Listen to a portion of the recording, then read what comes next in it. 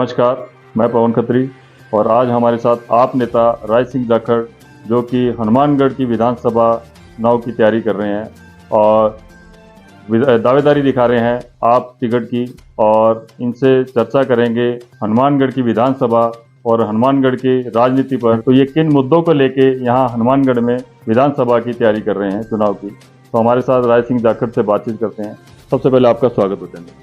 नमस्कार सर, आप नेता हैं और आपने किसानों के लिए भी खूब संघर्ष किया है। तो मौजूदा में अभी आपने देखा है आपके जो फ्लैक्स लगे हुए हैं बाजार में, तो आप विधानसभा की तैयारी कर रहे हैं।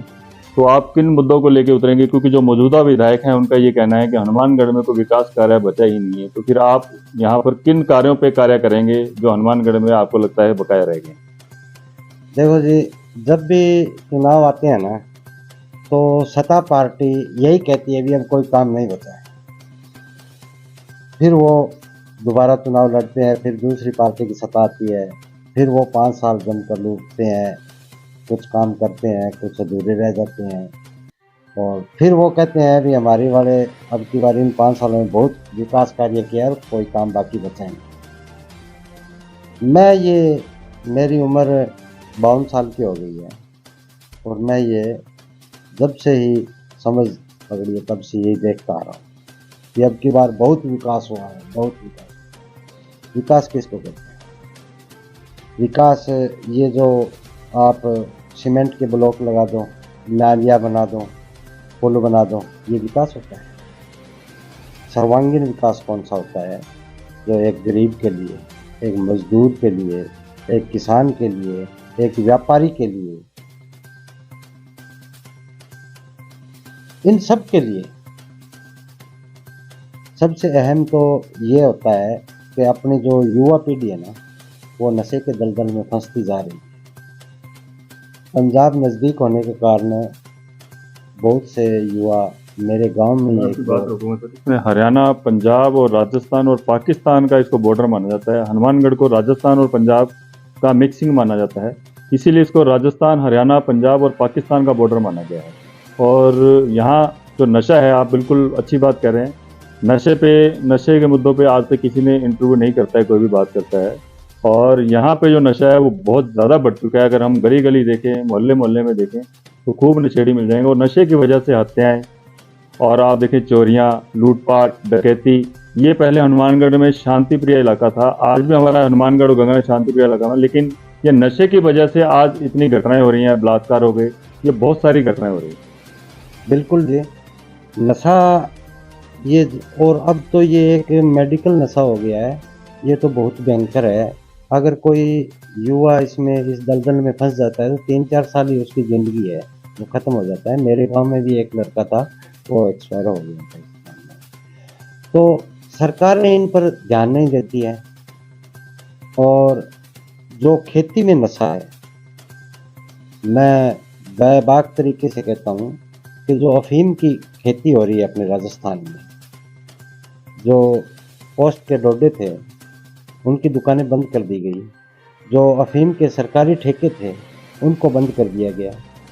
मैंने मेरी ज़िंदगी में आज तक पोस्ट और अफीम खाए हुए व्यक्ति को कभी एक्सीडेंट, कभी मार कुटाई, कभी झगड़ा करते हुए नहीं देखा।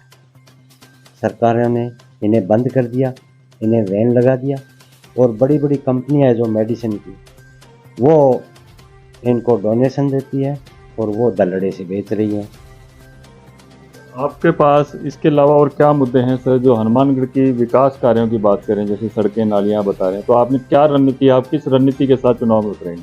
क्योंकि बाकी जो यहाँ विधानसभा में चुनाव लड़ने के लिए जो तैयारी करते हैं, उनके पास शिक्षा, स्वास्थ्य और बेरोजगार, ये 3 ही मुद्दे लेके हर आदमी आता है, लेकिन आप क्या अलग से लेके आए हैं? किन मुद्दों पर आप कार्य करेंगे?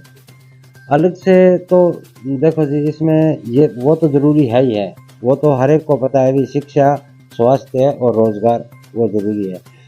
अगर ये नशा ख़त्म हो जाएगा तो बेरोज़गारी अपने आप ख़त्म हो जाएगी, और जब बेरोज़गारी ख़त्म होगी तो पास में 2 पैसे होंगे तो वो अपने हिसाब से अपनी ज़िंदगी संवारेगा, कोई किसी गरीब व्यक्ति की भी सहायता करेगा। और हम तो ये जो संघर्ष समिति बनी हुई थी, जिसने आज तक पूरे भारत में यही एक हनुमानगढ़ की दागा मिल है जो सुचारू रूप से अभी चलेगी। ये संघर्ष का ही परिणाम है, जिसमें कांग्रेस पार्टी के भी नेता थे, जिसमें बीजेपी के भी नेता थे, जिसमें कॉमरेड के भी नेता थे। उसमें मैंने भी एक छोटी सी भूमिका सक्रिय रूप से निभाई थी इसकी लड़ाई में, और अब वो दोबारा शुरू होगी।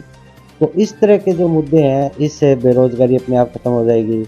और जैसे किसानों के लिए है, व्यापारियों के लिए, अब पीछे एक कानून आया था मंडी का, तो हम तो व्यापारियों के भी साथ हैं, क्योंकि व्यापारी और किसान का एक चौली दामन का साथ है। जब मंडियां खत्म हो जाएगी तो किसान कहाँ जाएगा, और जब किसान खत्म हो जाएगी तो मंडियां कहाँ रहेगी। यही मुद्दे हैं हमारे, तो सभी के साथ लेकर चलना है और सभी का विकास। आपको, जैसे आप तैयारी कर रहे हैं, तो आपको क्या लगता है कि आपको आम आदमी पार्टी की टिकट मिल जाएगी? टिकट मिलना न मिलना ये तो पार्टी के आला कमानों के हाथ में है।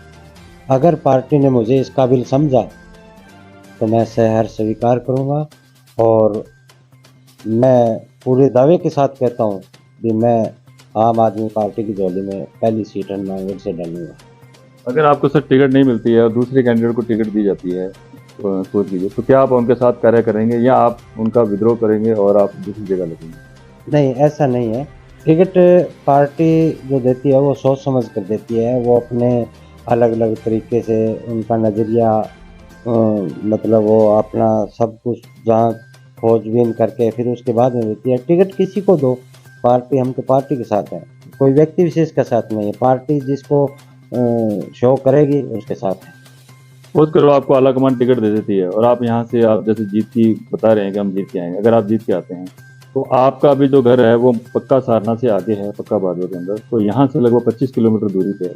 तो हनुमानगढ़ का जो वासी है, हनुमानगढ़ के नज़दीक के जो गाँव के वासी हैं, वो आपसे कैसे मिलेंगे? क्या आपको गाँव आके मिलेंगे या आप यहाँ पे अपना कोई स्थान, कार्यालय या कुछ बनाएंगे? देखो जी, अगर ऐसा मौका मिला तो जिला मुख्यालय पर भी ये होगा, और मेरे गांव में भी सुनवाई होगी। 24 घंटे राय सिंह जाखड़ बंसी वाला आम आदमी के लिए उपलब्ध रहेगा। हमने जो सुना है, हमने जो देखा है, यहाँ पर जो चुनाव लड़ते हैं, चुनाव की तैयारी करने के लिए आते हैं, वो लोग आते हैं, वो सिर्फ पैसा कमाने के लिए आते हैं। तो क्या आप भी यहाँ पैसा कमाने के लिए चुनाव के लिए उतरे हैं या आप सेवा करने के भाव से आ रहे हैं? देखो जी, हम तो, मेरा छोटा सा जीवन है। पढ़ाई के बाद में मैंने खेती शुरू की, खेती के बाद में फिर धीरे धीरे किसान नेताओं की सोबत में आया, फिर मैं इन संघर्षों में शामिल रहा। तो पैसा कमाना, पैसा तो कहीं भी रहकर कमाया जा सकता है। पैसा तो बहुत से संगठन वाले भी कमा रहे हैं, पैसा तो बिना चुनाव लड़े के भी कमा रहे हैं। पर मेरी एक ये इच्छा है कि अगर मेरे एक मन में टीस सी उठती है, जब पानी के लिए किसान आता है और जो मजदूर, कभी कभी ये सरकारें कानून निकाल देती हैं, ये बट्टा मजदूर है या ये जो धान का वर्ग है जो तौलाई का काम करता है इनके, तो एक टीस उठती है भी ऐसा ये क्यों करते हैं, शायद वो ज़मीन से जुड़े हुए नहीं हैं। तो मैं ये सोचता हूँ भी मेरे को जितना इन मंडियों के और जिस भाखड़ा क्षेत्र में जो पानी है उसके बारे में जो मेरी सोच है उसको मैं क्रियान्वयन करूं, और ताकि लोगों को ज़्यादा से ज़्यादा फायदा हो, मजदूर को, किसान को, व्यापारी को, सभी को। तो अभी आपने जैसे पूरा किसानों के लिए भी आपने बताया और मजदूरों के लिए भी बताया, व्यापारियों के लिए बताया, तो यहाँ पर जो देखा जाए, एक बार तो दो दिग्गज हैं, जैसे एक बार भाजपा और एक बार कांग्रेस, एक बार भाजपा एक बार कांग्रेस। इस बार कांग्रेस है मौजूदा में और जनता का ये कहना है कि इस बार भाजपा है। तो उन दो दिग्गजों के बीच में आप किस तरह से खड़े रहेंगे? देखो जी, वो दो दिग्गज हैं मान लिया, तो वो तो जनता को करना है ना फैसला, भी जनता क्या सोचती है। भी इतने साल हो गए, वही डाक के तीन पात, यहाँ से डॉक्टर साहब ने भी चुनाव लड़ा, फुल मंत्री रहे, सेंटर में भी सरकार।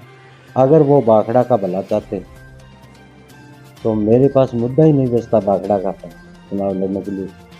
विनोद जी भी हैं, वो भी एक राजघराने से ही समझो, उनके पिताजी भी एमएलए रहे हैं, वो भी एमएलए रहे हैं, अब की बार राजकुमार तैयारी कर रहे हैं। तो मैं चाहता हूँ कि मेरे को भी मौका मिलना चाहिए। और मैं जनता के जितने नज़दीक रहा हूँ हर मुद्दों में। मैंने तो पीछे डिग्गियों की लड़ाई लड़ी थी, इन्होंने तो बोल दिया था अभी ऐसे ही निकालेंगे लॉटरी। इन्होंने लॉटरी से जो 18 सन 2018 में जिन डिग्गियों की ऑनलाइन करवाई थी, उनकी तो लॉटरी निकली नहीं।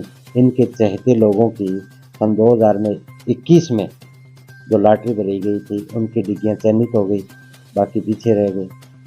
तो ये तो ऐसे करते हैं, अंधा बांटे रेवड़ी घर फिर गए अपनों को दे, वही है। तो मेरा तो यही मानना है कि अभी जनता एक बार मेरे को मौका दे 5 साल, उसके बाद में। जनता का ये भी कहना है सर कि अभी आप सिर्फ किसानों के लिए ही आपने या श्रमिकों के लिए लड़ाई करी है और आप डायरेक्ट चुनाव में उतरे हैं और इससे बीच में आप कहीं दिखे नहीं, सिर्फ आप इन्हीं के संघर्ष करते रहे किसानों वर्ग। तो जो दूसरा व्यापारी वर्ग है या अलग से जो वर्ग हैं, जो और भी जो कर्मचारी वर्ग हैं, वो आपको वोट क्यों दें और वो बीजेपी और कांग्रेस को छोड़ के आम आदमी पार्टी को क्यों जिताएं और उनको वोट क्यों डालें? देखो, हमने व्यापारियों का भी साथ दिया है, हमने मजदूरों का भी साथ दिया है। उनके साथ देना नहीं कह रहा हूँ, हम उनके साथ रहे हैं हर टाइम। जब भी कहीं भी किसी भी वर्ग ने एक पीड़ादायक आवाज़ निकाली है तो हम उसके साथ खड़े मिले हैं। और रही बात कर्मचारियों की, तो कर्मचारियों के भी साथ हैं। कर्मचारियों ने अभी तो यहाँ कोई कभी किया ही नहीं।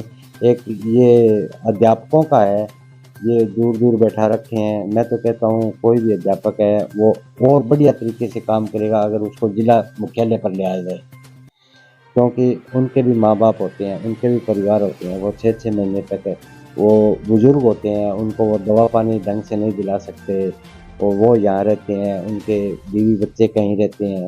तो इनके जो कर्मचारी है ना, इनका भी सरकारों को ख्याल रखना चाहिए। ये एक तनख्वाह और पैसा ही सब कुछ नहीं होता है, एक भावना भी होती है इनके प्रति, वो भी हमेशा ही रखनी चाहिए। तो आपका बहुत बहुत धन्यवाद। हमारे साथ अभी खास मुलाकात में देख रहे हैं आप राय सिंह जाखड़ थे बांसुरीवाला, जो कि आम आदमी पार्टी से चुनाव की तैयारी कर रहे हैं हनुमानगढ़ से। और ये आप देख रहे थे इंडियन न्यूज़ चैनल, पवन खत्री के साथ। जय हिंद, जय भारत।